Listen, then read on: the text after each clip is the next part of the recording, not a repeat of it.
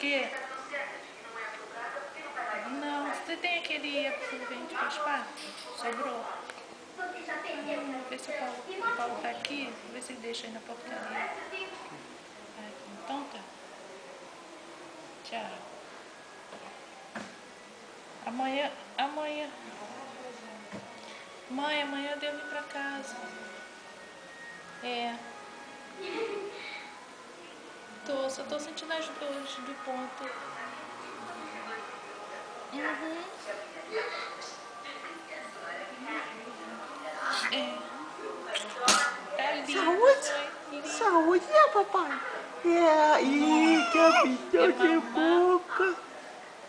Tá espirrando, porque a moça ligou o ventilador aqui. É 4 kg e pouco.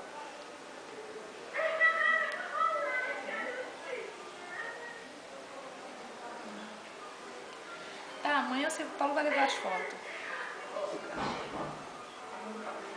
Tá lindo, mãe. Eu falei isso quando eu peguei. A noite toda, a noite toda.